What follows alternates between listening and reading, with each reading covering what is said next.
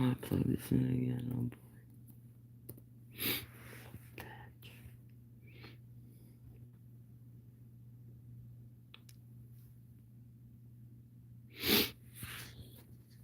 How's everyone doing today?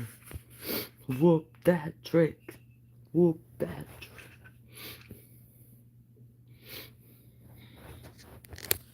How's everyone doing today? Me, I'm good.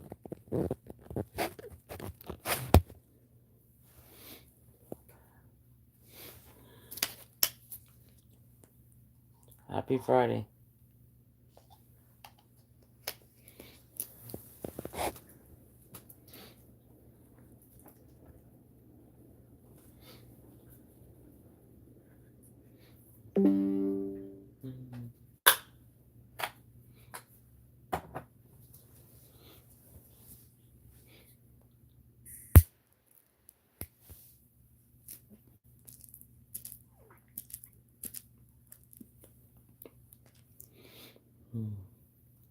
Whoop that trick.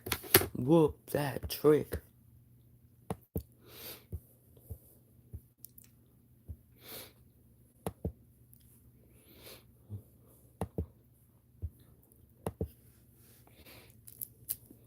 Tell everybody no, I'm not.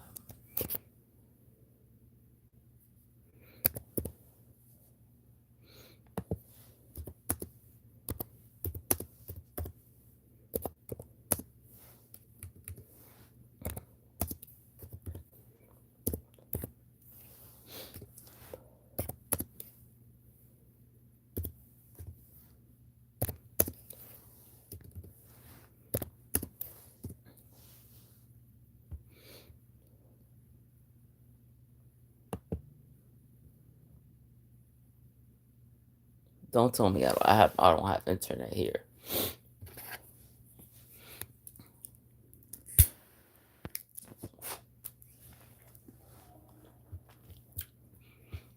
It's working.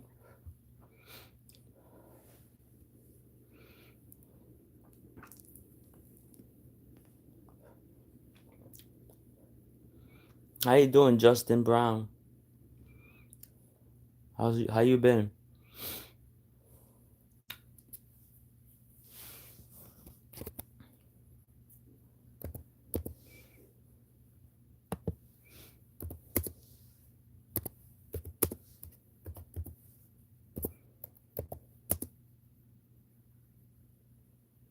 I'm about to in a minute, and I'm trying to tell people my Discord to come.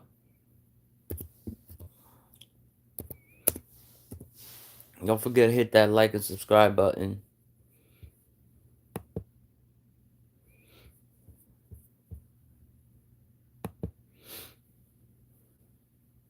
We're gonna subscribe.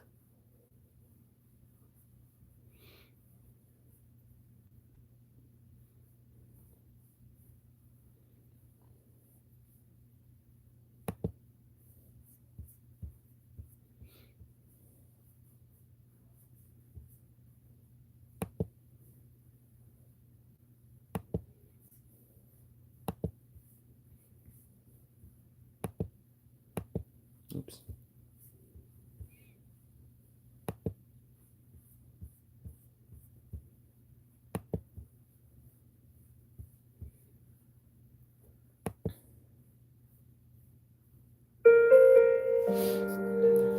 Oh. Oh. You know I want you. It's not a secret I tried to hide. You know you want me. So don't keep saying our hands are tied. You know it's down in the cards, and fate is pulling you miles away and out of reach from me. But you're here in my heart, so who can stop me if I decide you're my destiny? What if we rewrite the stars? Say you want me to be mine. Something could keep us apart. You'd be the one I was meant to find. It's not up to you, it's not up to me. Where the way was we looking to be?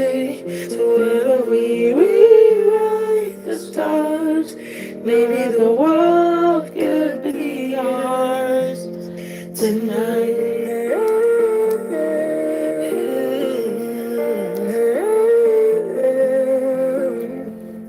You think it's easy?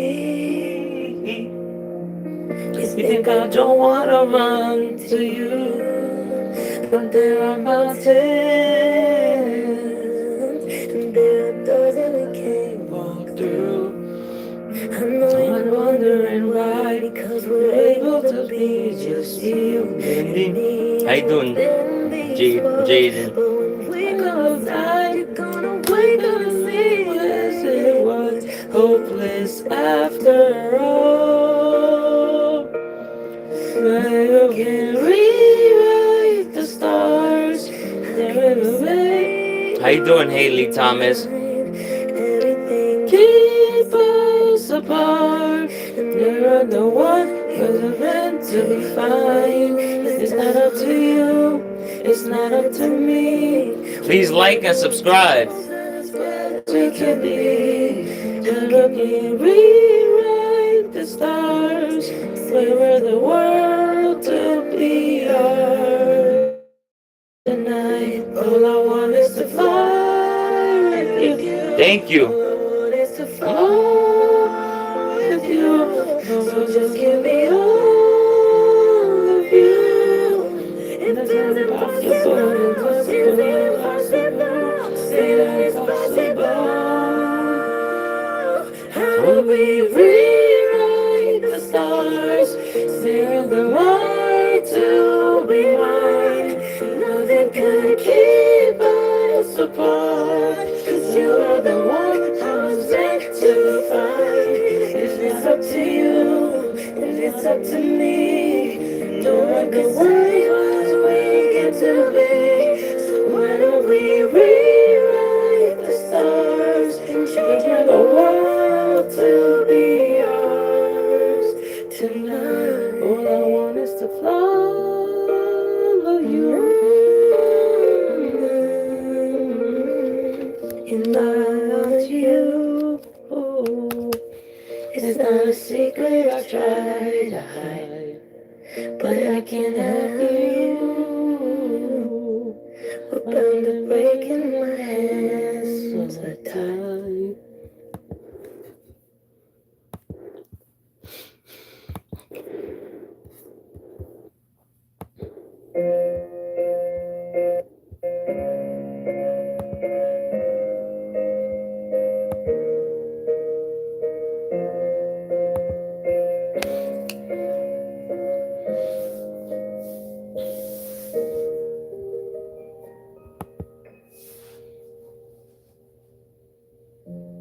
What would I do without your smart mouth? Driving me in and you kicking me out. I got my head spinning, no kidding. I can't pin you down. What's going on with that beautiful mind?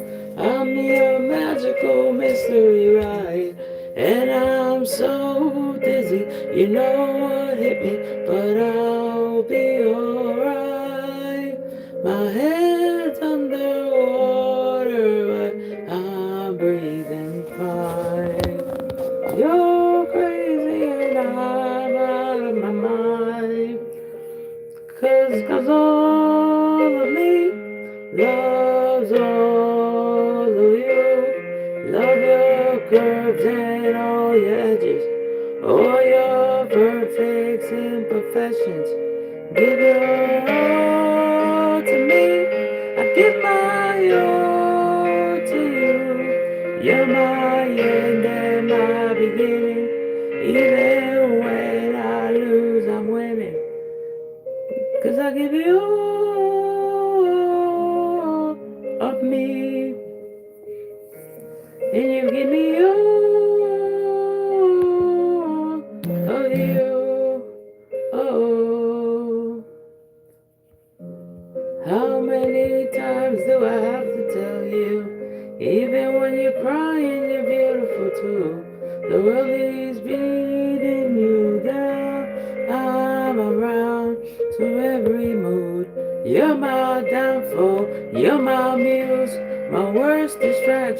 my rhythm and blues. I can't stop singing, it's ringing, and I'm there for you. My head's underwater, but I'm breathing fine. You're crazy and I'm out of my mind. 'Cause all of me loves you. Love your curves and all your edges, all your perfect imperfections. Give your all to me. I give my all to you. You're my end and my beginning. Even when I lose, I'm winning. 'Cause I give you, 'cause I give you all of me. And you give me all of you. Oh, give me all of you.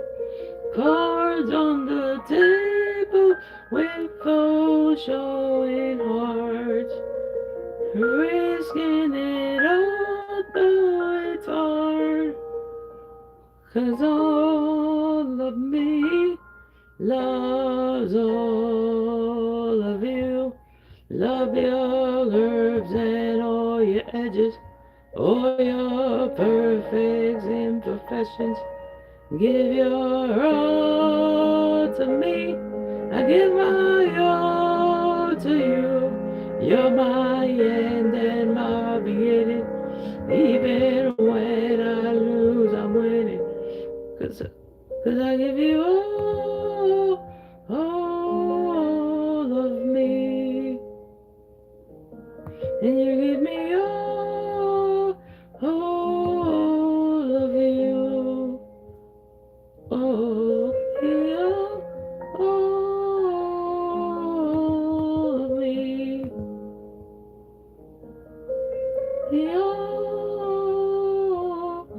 All of you.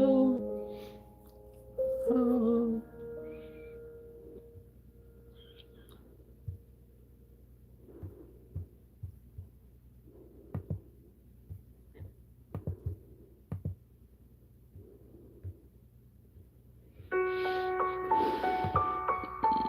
Yeah,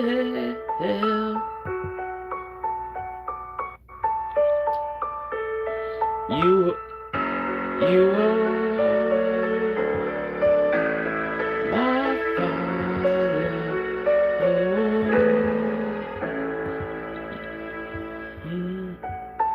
You are my fire, the one desire, believe when I say that I want it that way.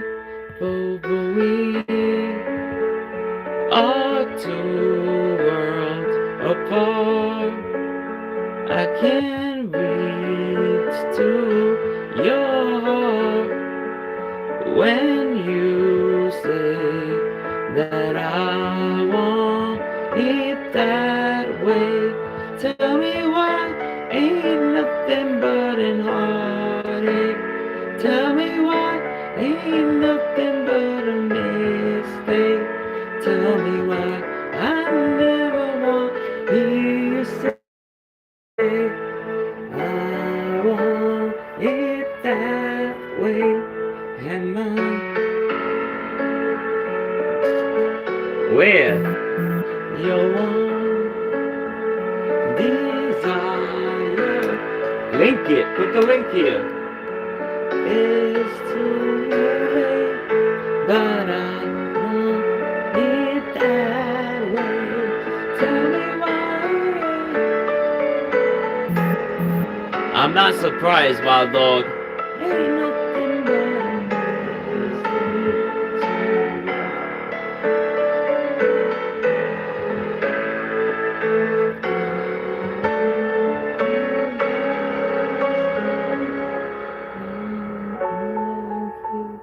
that's like the third person, no?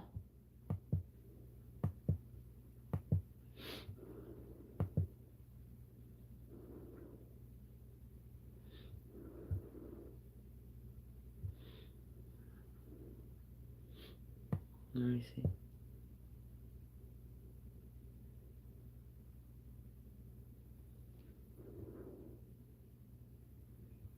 Let me see. Yeah, see, and Welcome back. Illinois Senator Dick Durbin's retirement has set off a crowded Democratic primary for his seat.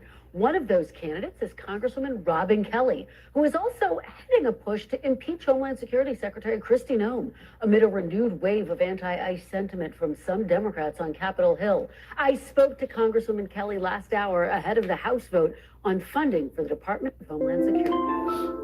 And joining me now is Congresswoman and Illinois Senate candidate Robin Kelly. Congresswoman Kelly, thanks so much for being here. Thanks so much for having me. Well, we really appreciate it. I do want to get to your race, but before we get to your race, let me start with some of the big headlines, including coming out of Minnesota, the vice president there on the ground today, really calling for tensions to lower in the wake, of course, of the shooting there of the 37-year-old woman. I want to play a little bit of what he had to say and get your reaction on the other side. Whenever you have a law enforcement operation, even if 99.99% of the guys do everything perfectly, you're going to have people that make mistakes. That is the nature of law enforcement. What I do think that we can do is, working with state and local officials, we can make the worst moments of chaos much less common, and all they've got to do is meet us halfway. Congresswoman, what do you make of that argument? The vice president saying all you have to do is meet ICE officials halfway. Well, I know from representing the Chicagoland area, ICE wasn't welcomed from the beginning, and they're coming into Democratic cities and terrorizing communities and traumatizing communities. And ICE is not people. welcome. So that's part of the problem, that they're coming into places that they're not welcome. People are afraid of them. People are afraid to go outside. They don't seem to have the same rules a regular police force would have in a municipality. So that's what's they're causing some of the angst that they are experiencing. Let me follow up with you on that point, because you've gone so far as to introduce articles of impeachment against DHS Secretary Kristi Noem. You've accused her of instigating a, quote, reign of terror. The resolution currently has over 100 Democratic co-sponsors, but do you think that you would garner enough support to actually get this passed? No. Well, that's what we're working on now. We're at 110. I was just told now, and gaining, and other members told me that they would help me, with other members. So that's what we're working on now. And we've been working on the article since October, actually, since they came to Chicago, or the Chicagoland area, and did the things they did. And they're still there now, just moving to other places. Well, let me ask you, because some of your colleagues, Congressman Bishop of Georgia said, quote, impeachment would be a distraction. Congressman Gray of California questioned whether it would have, quote, any consequential change in people's lives. How do you respond to that skepticism and criticism? Well, I know affordability in healthcare is the issue. I know that for sure. But the thing about what they're doing, they're hurting people going to work. So many people are not going to work, and so that hurts the bottom line. So many people are not shopping. I had a town hall meeting in a grocery store, and people told me they were afraid to come outside, afraid to shop. Restaurants are hurting, so they are hurting affordability in the bottom line. You say you're focused on affordability, but do you worry that trying to impeach DHS Secretary Noem in a Republican-led House could distract from that overarching? I don't think focus? so. I don't think so. I think we know affordability is the bottom line, but also she needs to be held accountable, and she needs to know that Congress is watching, but more importantly, people are watching, the public is watching, and the public is not happy with what is going on. I do want to ask you, the House is, of course, voting on this bipartisan funding package that would include some changes to DHS, but certainly not everything that Democrats were demanding. Committee ranking member Congressman DeLauro acknowledged the Democrats didn't get everything that they wanted, but also said, quote, is there something good for TSA? Is there something good for FEMA? If your house is blown up, is there something good for the Coast Guard? Effectively saying, look, there are parts of this that are effective. What do you say to the argument? I don't deny that there are part of it that are good, but I can't vote for anything that gives DHS and So you're a no. I'm a no. You're Cannot firm do no. it. And they have enough money for what they're doing.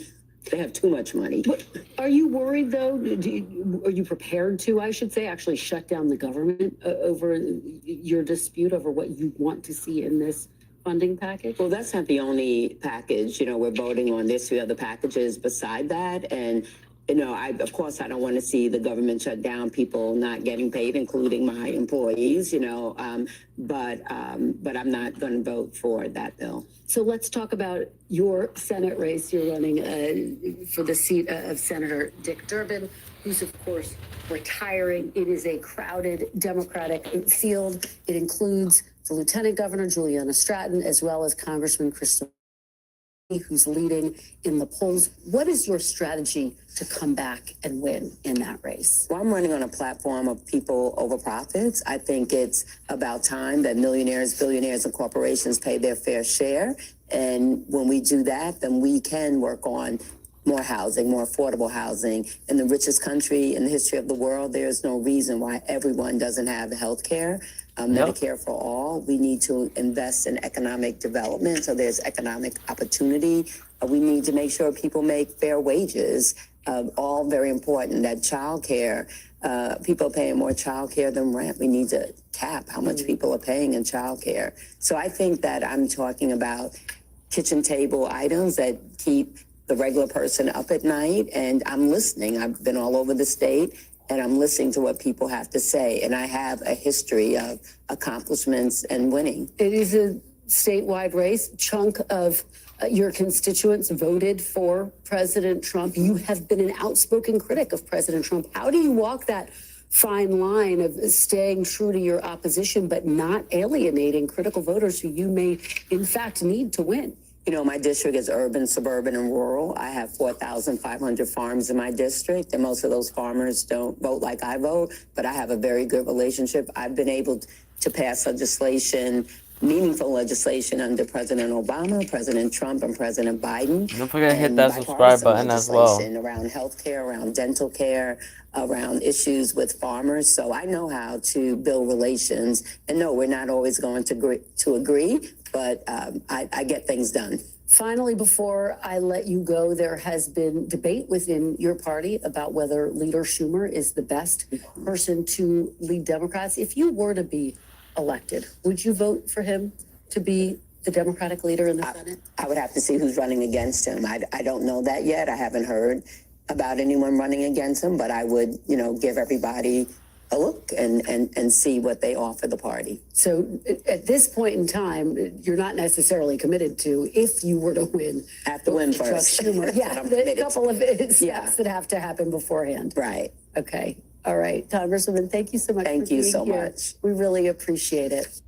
We thank you for watching, and remember, stay updated on breaking news and top stories on the NBC News app or watch live on our YouTube channel.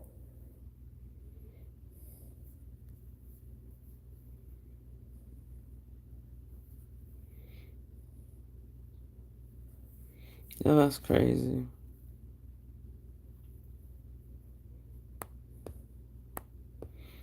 ICE needs to behave.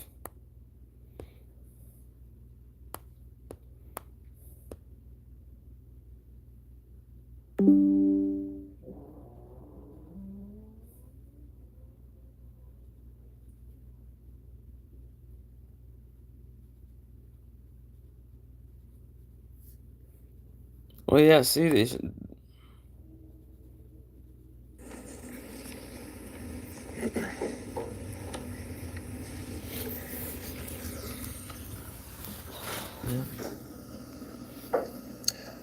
We're here to provide an update on the safety plans and precautions that we're going to be taking for this evening.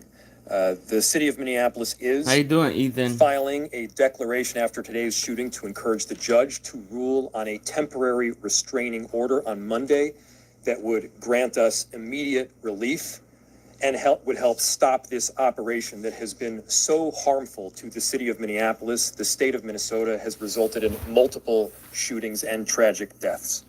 Oh yeah, I have see it. I formally see it. They requested just shot assistance somebody from to the National death. Guard to support the limited number of officers that we have in the Minneapolis Police That's Department.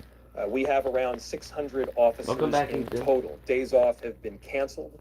Our incredible Minneapolis police officers have been working tirelessly to do their day-to-day work, and simultaneously, they are put in the middle of these chaotic situations. We will not be able to do this on our own, and so we are getting assistance from Nope, both mutual I only aid have 6. jurisdictions as well as the request to the I need governor 7, for the National 8, Guard, and 9, we're 10, appreciative 11, of the 12. assistance. I need Our unlimited. community I is need a million likes. Our officers are tired. Our businesses are tired. And this additional support is necessary. And again, the chaos that we are seeing is caused directly by ICE, Border Control, and this federal administration. Our top priority is keeping our neighbors and businesses safe. Hi, And the Kate. additional support will Hi, help Kate us White. do that. Our community service officers are helping to deliver food to families Don't forget to that are like in and need. subscribe, Community everyone. members are out there peacefully protesting, making sure that their voices are heard. They're escorting workers to their jobs. They're taking care of daycares. Don't It has forget been to hit that extraordinary like how and people subscribe. around our city have stepped up during this difficult time. And there is an incredible group of leaders in senators and members of Congress that are here with me to deliver a powerful message in just a couple of minutes. We're also working closely with our immigration task force to make sure that clear and transparent information is coordinated. We'll continue to do everything in our power to keep our neighbors safe and to stand up for our immigrant communities. Most of the protests that we've seen have remained peaceful. Let's keep it that way. Let's not counter Donald Trump's chaos with our own version of chaos here. I understand that people are angry. I'm angry. I understand that people are experiencing I know, trauma. but It makes the sense. government can change the law Our whenever they communities have want. been placed on the very Wild front dog from the line, last and administration. this has been ongoing now for weeks. It must end. Remember, it's only our city that will suffer if there is damage or destruction that is done. Finally, to the victim's family and friends, our hearts are with you. Our love goes out to you. I know that there is nothing that I can say right now that will ease the pain. But I hope you know that Minneapolis cares deeply for you. There are 435,000 residents that will do everything possible to stand with you. With that, I'll turn it over to Chief O'Hara, who can give more of an update on the plans for tonight. I know, but Thank you, Mayor. Good evening. I'm going to provide a brief update on the events today and our plans to maintain order in the city. I recognize that this is a volatile and emotional situation, and our focus remains, as it always has been, on de-escalation, slowing things down, and maintaining peace and order in this city. The situation is stable right now, and it is peaceful, and we intend to keep it that way. After our last press update, additional residents and demonstrators gathered today, and the situation deteriorated. Local and state law enforcement officers were surrounded on multiple sides by a mix of protesters and also agitators who engaged in unlawful acts. Individuals began erecting barricades, throwing glass bottles, ice chunks, and at least 2 separate fires were started in the immediate vicinity. Minneapolis police had to escort firefighters so that they could safely extinguish those fires. The number one priority of our police but officers ICE agents, is to protect life if ICE and maintain agents' public lives are safety not being for all threatened, they people in shouldn't our be able to community. shoot. And so given the volatility and rising public safety risks for residents, for demonstrators, and police officers, state and local law enforcement did deploy less lethal and gas munitions at that assembly in order to allow for a safe egress of law enforcement and to prevent further violence and damage. Look at We do everything that we possibly can to de-escalate whenever possible. And the actions that were taken today were in response to a dangerous and escalating situation that already had multiple confrontations.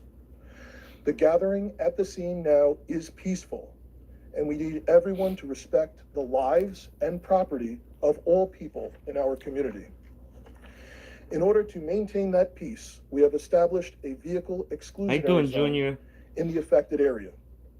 That zone has allowed traffic to be safely managed and has significantly reduced the risk of escalation, ensuring access for emergency vehicles, for residents of the area, and for lawful, peaceful demonstrations. This zone will be maintained by uniformed police officers of the Minneapolis Police Department, working alongside members of the Minnesota National Guard. National Guard members will be wearing fluorescent yellow safety traffic vests and will be working alongside uniformed Minneapolis police. In addition to the Minnesota State Patrol and Hennepin County Sheriff's Office that assisted at the scene, the St. Paul Police, Ramsey County Sheriff's Office, and numerous Hennepin County suburban police departments are assisting with answering 911 calls in the city of Minneapolis today. No, The loss of human life, yet again, is a tragedy. it is a We tragedy. pray all people can recognize that. And we extend our condolences, as the mayor has said, to the loved ones of the deceased. To the people of our city, we understand that the pressure has been building for weeks. We understand the hurt and frustration that this causes. But again, if you choose to come out, if you choose to demonstrate, peacefully assemble, do so lawfully. And understand that the men and women in this uniform standing here tonight are committed first and foremost to protecting the lives of every single person in this city. We will continue to monitor the situation and provide updates as needed. Senator. Thank you. Thank you, Mayor. Thank you, Chief, for your strong leadership during this crisis. I'm joined today by Senator Smith, as well as Representatives McCollum and Morrison, and joining us in a statement are Representatives Craig and Omar. Our message is really clear and straightforward. We need ICE out of Minnesota. They are not making us more safe. As the tragic killing this morning, as people saw it viscerally on that video, shows us they are making us less safe. With 3,000 agents, which of course includes border control, outnumbering the sworn police officers in Minneapolis and St. Paul by 3 to 1, and even larger than the 10 metropolitan police departments. This is completely out of whack, completely out of balance, and now 3 people have been shot, 2 resulting in death. 1, Renee Good, mother of 3, and now Alex Preddy, a 37-year-old Minneapolis man, a citizen, also a nurse. They both have families that love them very much. This city has been under siege. And I want to make something clear. As the mayor and the police chief are doing their job for this city, it's not just the cities. It's not just Minneapolis and St. Paul, as you'll hear from the members of Congress. It is the suburbs where kids have been lured in and abducted. It is small towns all across our state, rural areas. This has gone way beyond some stated purpose of the fraud investigation or apprehending violent offenders. That's not what this is about anymore when you have 3,000 agents, overwhelming sworn police officers. I took part in that peaceful and powerful march yesterday, all those peaceful people. And then we wake up this morning to this horror. As members of Congress, we are calling on this administration to get ICE out of our towns, off of our streets. It will make us more safe. We, as a congressional group up here, strongly opposed the ICE funding this week. We opposed it this summer when our Republican colleagues tripled the budget, $75 billion. It is now more than the FBI. They reduced the training from 5 months to 47 days. And these are the results. Wow, the We FBI are gets also less calling funding. for a full and The transparent FBI should get more investigation. funding. We have done this before in Minnesota, coordinating with local and state and federal law enforcement. And if they're not going to do it, then they need to get out of the way and allow our very professional Bureau of Criminal Apprehension to conduct the investigation into these killings. And finally, we call on our Republican colleagues to stand with us. I know they know what's going on here because it's happening in their own districts. We have, of course, these shootings, but it is a They're lot not. more The than that. Republicans They are know not gonna that stand something's up wrong to when a Trump. young They elder scared. is pulled out of a house in his underwear and slippers, and they figure out about an hour later they got the wrong guy, and in fact the guy they were looking for is actually in jail. Or a 2-year-old, a case my office worked on in addition to hundreds more, who's taken with her dad and then put on a plane to Texas when her mom is desperately trying to get her. We got her back, but none of this should be happening, none of it. So we call on our Republican colleagues to join us because we have warned this administration. I have personally warned them that there would be more deaths, that more of this would happen, and clearly they're not listening. So we ask people around the country to talk to their Republican representatives to make clear that this is not the America that is ours. This has got to stop. And with that, I turn it over to my colleague, Senator Smith. Good afternoon, everyone. So today, federal agents beat and then shot It happened multiple tomorrow, times and yeah. killed 37-year-old Alex Jeffrey Preddy, a U.S. citizen, a Minneapolis resident, and a VA nurse. Eyewitness video shows once again reckless, violent, and dangerous federal agents taking the life of a Minnesotan. And rather than following standard law enforcement practice, which is focused on public safety and de-escalation, they have killed another person. And the Trump administration has already called Alex Preddy a domestic terrorist. He was a nurse. We send our heartfelt condolences to his family and to his friends. And all Americans should be outraged at this unaccountable, violent federal force which is operating with impunity in our city. And you need to know, America, that if it can happen here, it can happen in your community too. So we gather here to say, first, I want to say to the president, you must stop Operation Metro Surge immediately and send these ICE agents home so our communities can be safe. Second, it is essential that trusted, impartial state investigators at the BCA are allowed to fully investigate what happened here today. He's not Third, allowed that. I urge my neighbors to express our grief and outrage at this killing and at the federal invasion of our cities peacefully and with the love that we showed yesterday when so many thousands of us showed up in support of our community. And finally, we must have our Republicans in Congress, they must join with us to condemn this violent and unfettered violent abuse of power and to stop it. And they can do that by refusing to fund this agency so long as it continues to kill and terrorize Americans. That is what Senator Klobuchar and I will be working on in the United States Senate.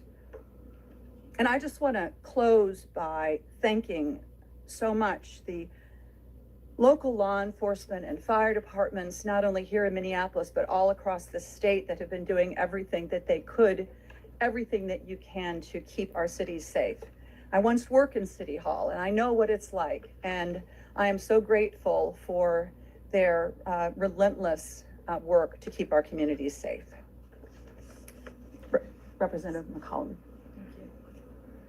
Well, we have a statement Oh, hi, in Congress Ethan. that we agree and reflect in our remarks those that have spoken before us. So I'm going to take a slightly different tact.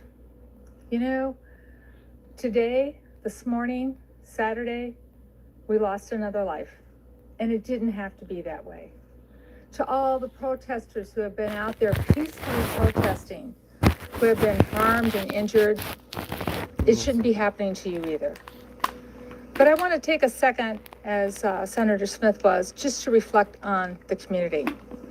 St. Paul stands with you, Minneapolis.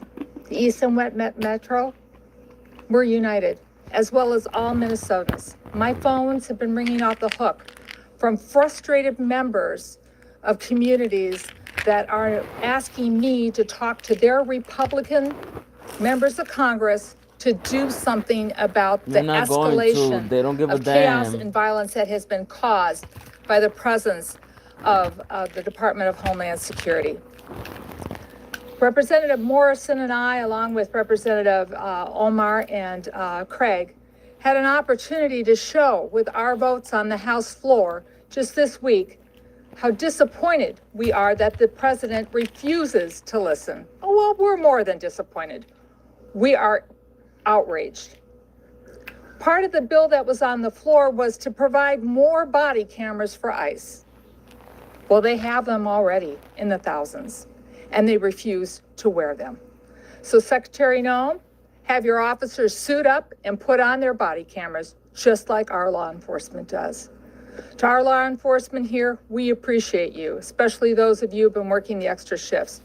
To the school boards, to The ICE agents refuse to wear it. volunteers, everybody out there in this community, you make us so All right, you refuse to wear them? All right, it's okay. You don't have to wear it. With how Minnesota is reacting to this. We celebrate 250 years of this United States of America. And I'll close with It's quoting okay. You don't Benjamin have to wear. Franklin. You don't have to wear the He came cameras. out of the Constitutional Convention and he said, it's a republic if you can keep it. Well, we're showing we want to keep it a republic with peaceful protesting. Stay calm, be safe, take Oh, I pressed the button. care of one another. And when you see a National Guards person out there trying to relieve one of our police officers, know that they're there to protect you. So please respect everyone out there trying to keep us safe. And with that, I'd like to welcome up my colleague from the West Metro, Representative Morrison. Thank you, Representative McCollum. You know, the day after tens of thousands of Minnesotans showed the world how to stand up peacefully against this administration's cruelty, lawlessness, and unacceptable occupation, and demand that ICE leave our state and end this federal invasion, the world is watching yet again as one of Donald Trump's federal agents have shot and killed another United States citizen in broad daylight in the middle of the street. First, we lost Renee Nicole Good, and now Alex Jeffrey Preddy, a 37-year-old man, a Minnesotan, an ICU nurse, a resident looking out for his neighbors as Minnesotans always do. And I do want to pause and offer my deepest sympathy and profound condolences to Mr. Preddy's family and friends. I am so sorry for your unimaginable loss. And we are once again now being asked to deny what we saw with our own eyes. We watched the videos of a masked federal agent shooting Alex in the back multiple times while he was pinned down by more than 6 other masked federal agents. And once again, DHS has come out with a predetermined narrative that contradicts everything we saw with our own eyes. 2 37-year-old Minnesotans are now dead. A poet and a nurse. For what? We cannot lose any more lives. We need a full, transparent, and comprehensive investigation led by our BCA. And ICE and Border Patrol need to halt all operations in the state and leave immediately. That's not gonna happen. And Congress cannot be complicit in facilitating these lethal operations and federal occupation of our cities. We are standing here as a united front today, pleading for our Republican colleagues who control the Congress and who took the same oath to defend the Constitution and uphold the rule of law that we did, to stand up and stop this. Put your state and your country first. put it ahead of your loyalty to this president. Minnesotans are in agony, watching their communities terrorized and families torn apart. ICE and CBP agents are traumatizing our communities, violating Minnesotans' constitutional rights, unlawfully detaining and arresting United States citizens, racially profiling people, forcing schools, restaurants, and businesses to close. Yep. And people are dying at the hands of these federal agents. It has to stop now before anyone else is hurt. And I return it to you. Thank you.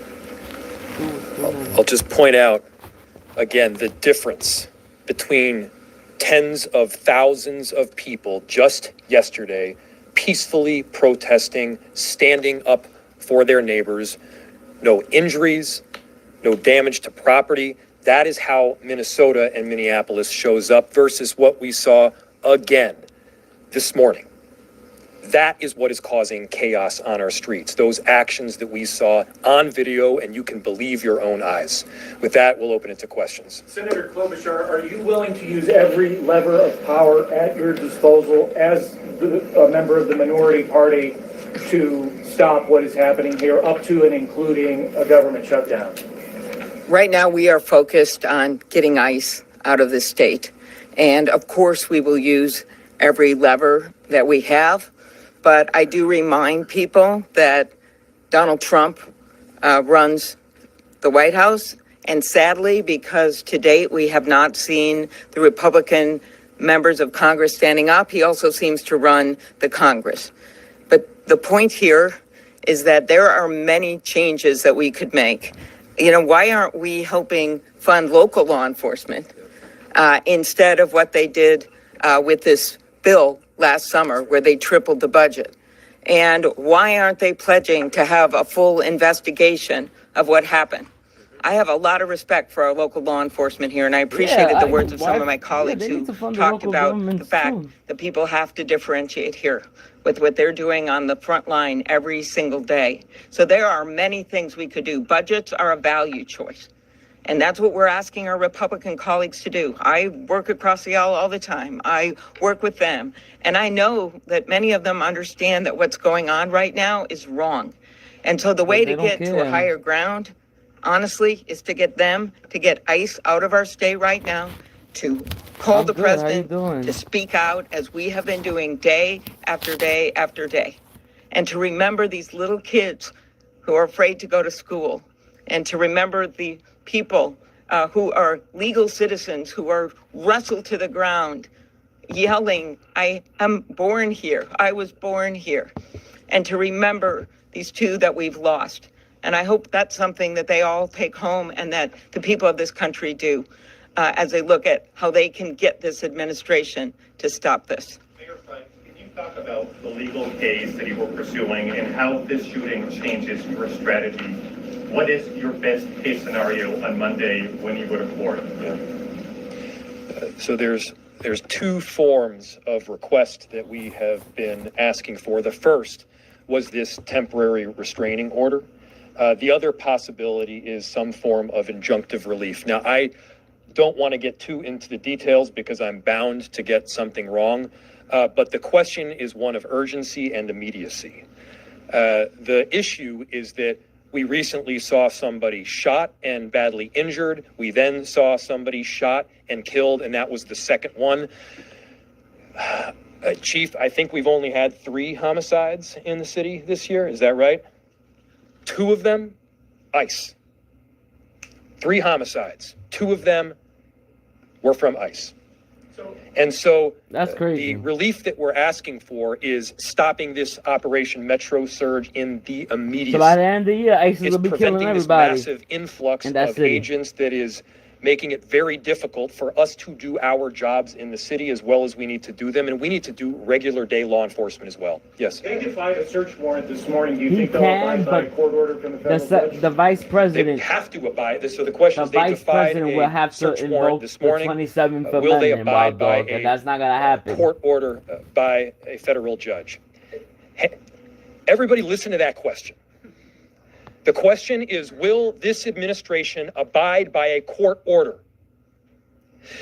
These are the underpinnings of our democracy, of our republic, and of this Constitution. The answer better be yes. Whether you're a Democrat or you're a Republican, you abide by those court orders.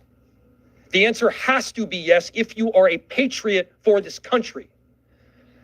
And so, yes, my expectation is that they will abide by the court order because there is not an alternative. If I can just ask you, and also Senator Klobuchar and the other legislators, the rhetoric today seems back to where it was in the aftermath of Renee Good, if not even higher. Senator Klobuchar posted on X, Stephen Miller, then the President Day slammed Senator Klobuchar's post. I mean, this is going on. The vitriol is through the roof on social media. Is there any way, or how are you going to come together? I mean, is there any way to approach the other side? Yeah. I'll answer for myself. I don't think so. From the Trump city's will perspective, survive and the certainly next 3 years. Turn it to Senator Klobuchar. He's sick though, so. I want everyone to just quickly look at the juxtaposition between the way that Minneapolis is showing up and the way that the federal government is showing up. I want you to look at the difference between the elected leaders and our chief that you've heard talk just before. They're calling for peace. They're calling for peace notwithstanding this horrific action from the federal government. What are they doing? They're not investigating the person that killed our citizens. They're investigating us. This is political retaliation. This is about a political narrative, and that narrative is making people less safe.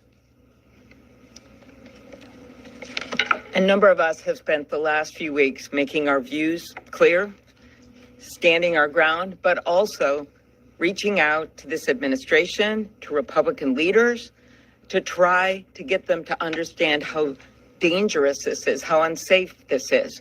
I met with chiefs from across the metropolitan area. Chief O'Hara was on this call, and they have been reaching out, some of them publicly, some of them behind closed doors. The business community has been reaching out. I have been personally reaching out to the president's chief of staff and spoken with her. We have done this day after day after day, so we're not just shutting out any discussions, but we've been explaining to them, and I know the governor has, how dangerous this situation is. And I have specifically told people that someone else was going to die. I said this a few days ago. I said it might be by a car, it might be by some other way. And it just seems like you hope that they're going to de-escalate, and then they keep escalating it up. Right now, I hope they're listening, and I mostly hope that our Republican colleagues are listening and that they will step in, even if it's behind closed doors. If they will make those calls and say, we've got to end this now, and we've got to bring those people out of Minnesota and let our local law enforcement do our jobs. And I'll let some of my colleagues answer this. Well, I'll just say that I completely agree with the mayor and the senator. But I mean, it is my obligation as a United States senator to speak about what I think is happening in my state and to define it for what I think it is. That is my job. And one thing I have learned about this president is that he does not respond to appeasement. He is a bully. He does not respond to people who appease him. He responds much better to strength than he does to weakness. And I think what we have seen in this state, I am so proud of it. We have seen a combination of strength and peacefulness that really says who we are. And I believe that that is our best path forward for trying to convince this administration that the path that they are on is dangerous to public safety, and it is a losing path that they must abandon. Minnesotans who are just wondering when this is going to be over. I think a lot of people are feeling very tired and are just wondering when this is going to end. What's your message to your constituents? It will be over when we speak as one voice, as one Minnesota, as everybody has been out in the streets. You know, ICE was here in June, and there wasn't any problem. We weren't happy about it. There were people who we were concerned about the way that deportations and arrests were happening. Every country would want to do that.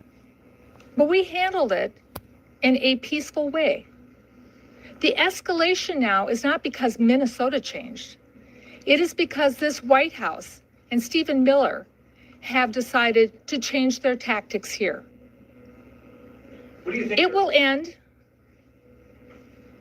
It will end when our colleagues who are hearing from their constituents because they are reaching out to me and others, listen to their constituents and stand with their constituents and not stand with a White House that is not following the Constitution, breaking our laws, and not living up to the values of this country. That's when it will end. What do you think the end game? What do you think the end game is for Donald Trump at this point? What is he hoping to accomplish with this? Anybody up there? I don't think anybody knows. I don't think it was. I know they're supposed to be doing what I we do want, not but pretend to they know do whatever what they Donald want. Trump is thinking. I do know what they're saying publicly. And on the one hand, they are talking about this being an action that is required for safety, and it is doing exactly the opposite. It is creating danger in our state. Again, if this were about safety, there would be many, many options. Our governor has stated, I have stated, we are very much willing. In fact, we have been working with them to apprehend violent offenders, to prosecute these cases, to get criminals off of the streets. That is not what we are talking about right now. What they are also saying is that this is simply political retaliation. They are saying this is political retribution, and it's focused here on a blue city in a blue state. That's not how America works. Other countries function that way. We don't. And so no matter your background or your ideology, this should be of deep concern for you no matter what town you're in America, because your town could be next. Your liberties, No, your freedoms we're watching could what's be happening. sacrificed What because happened of what in this Minnesota administration today? is doing. Someone got killed Thank you. by ICE. Ending, I know our end game, and our end game is to keep Minnesota safe. And so we are asking that ICE get off of our streets and out of our state. Thank you. Thanks, everyone. You have follow-up questions, it's to communications@minneapolismn.gov.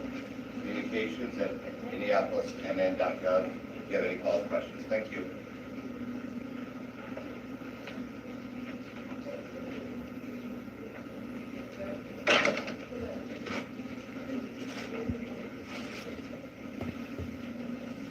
ICE is not welcome. Tonight, as we come on the air in the West, the breaking.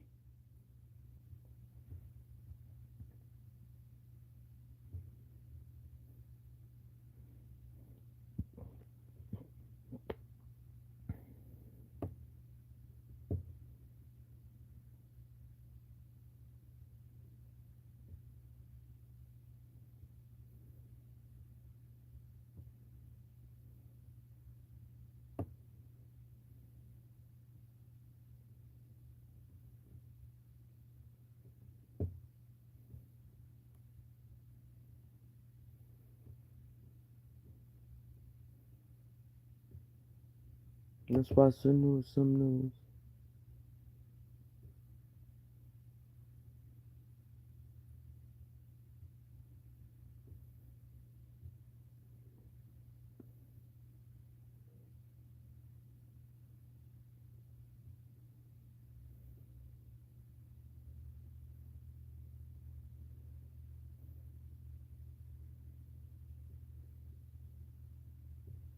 How's everybody's Saturday going so far?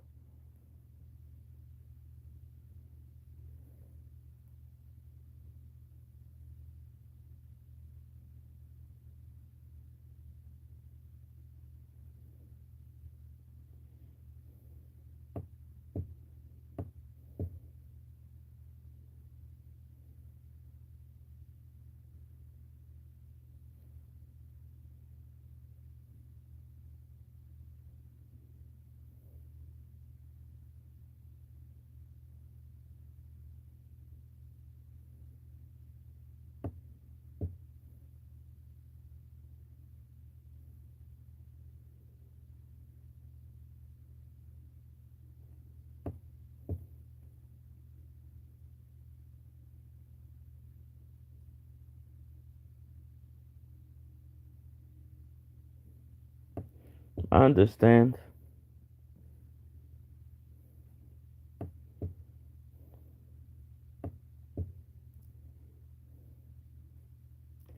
I'm sorry to hear that, wild dog.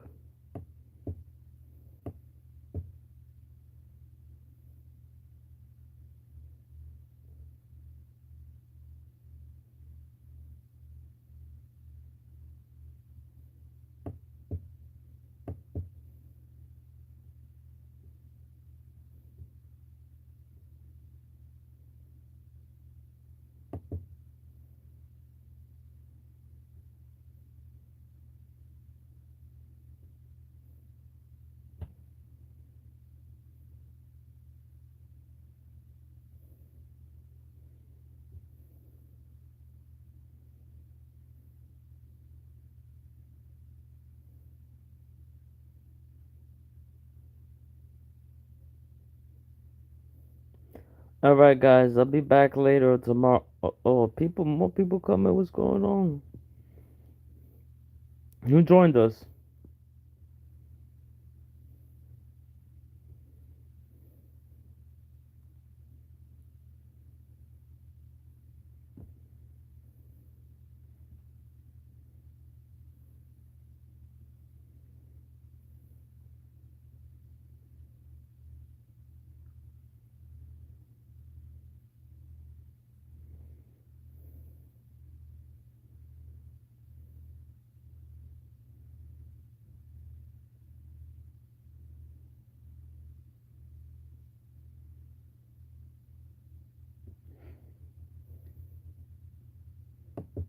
Temperature.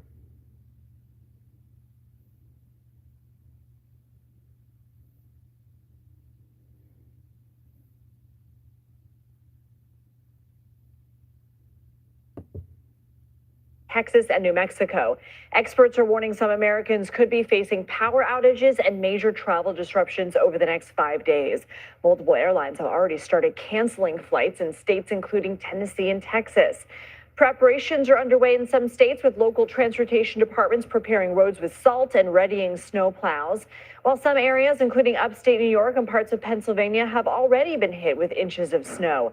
In Texas, some residents are preparing by buying generators, worried they may lose power after the state's grid failed in previous years, most notably during that 2021 storm that left more than 200 people dead. Governor Greg Abbott tried to assure residents today the state is prepared. The ERCOT grid has never been stronger, never been more prepared, and is fully capable of handling this winter storm. There is no expectation whatsoever that there's going to be any loss of power from the power grid. We have team coverage of the winter weather ahead from New York to Texas. Lonnie Quinn will join us in a bit with the forecast, and we'll hear from one of our local stations about how residents are prepping in South Jersey. But we're going to begin our coverage tonight with CBS News correspondent Jason Allen in Fort Worth, Texas, where up to a half inch of ice is possible. So what are locals there doing to prepare?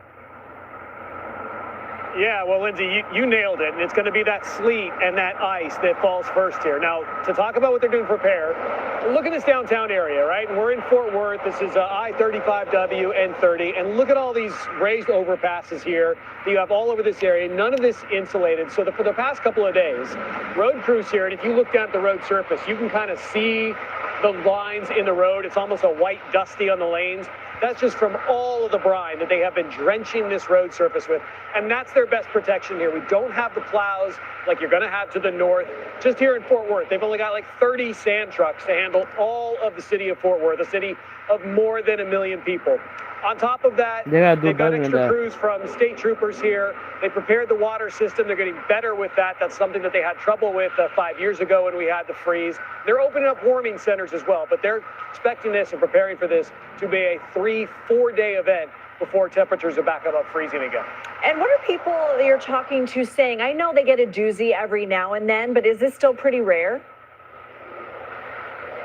It really is, and it kind of shocks people into action when something like this happens, Lindsay. So we were at a couple of stores today, hardware stores, right? Big box stores, Home Depots, Harbor Freights, people coming in looking for generators. But guess what? They're already gone. Heaters already gone. You could go to stores yesterday, bottles of water already gone. So when you go through something like this and you're told it's going to last 3 or 4 days, people a lot of times don't keep the materials they need to get through that, and they definitely still remember what happened back in 2021. That really sticks in everybody's memories here. So they're trying to get ready for something like that, even though, as we heard from state officials, they feel they are much better prepared than they were 5 years ago. Okay, Jason Allen, thank you. While the South braces for icy conditions up north, we could get hit with piles of snow. Some parts of Pennsylvania are expecting up to 14 inches to fall throughout the weekend.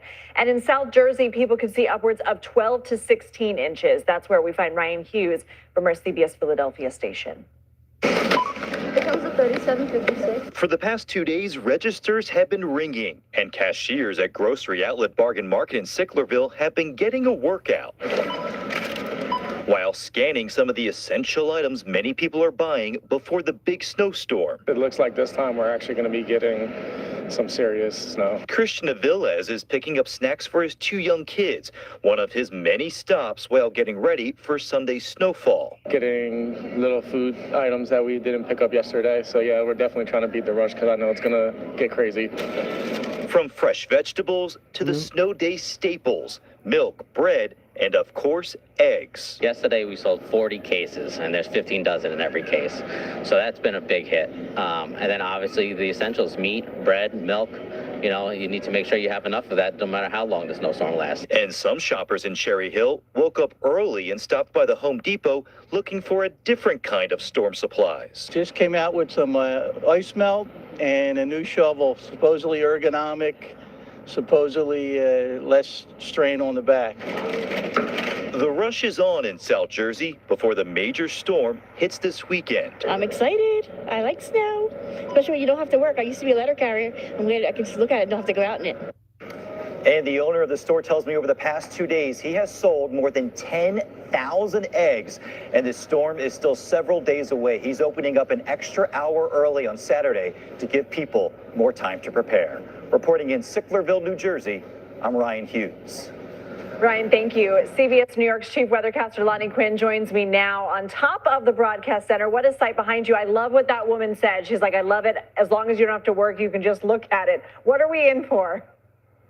Okay, this has the potential to be a big storm, but in terms of tracking the storm right now, Linz, I want to stress this not just to you, but to everybody right now. When we track a hurricane, the hurricane is formed and we have an idea of where it's going. We get data from the storm itself. This storm has not even formed yet. All right, it should be forming tomorrow. Right now, we're working off of 2 long-range computer models. We'll have 6, 7, 8 at our disposal once it forms tomorrow. So for Dallas, places in Oklahoma, make your preps today, tonight. Get out there tonight and take care of things if you can.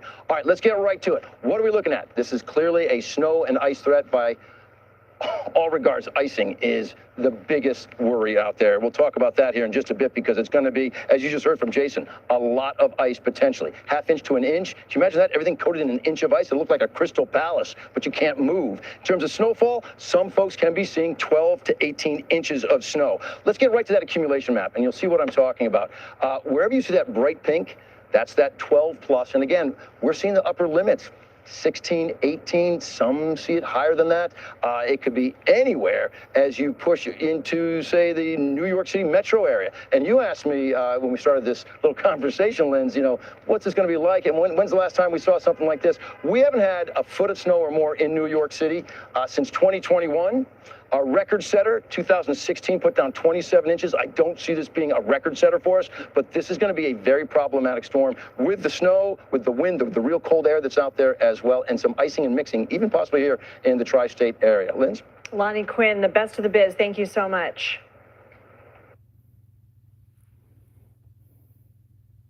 Brace for impact, everybody. All right, guys, I gotta go. Take care. Talk to you later. Bye.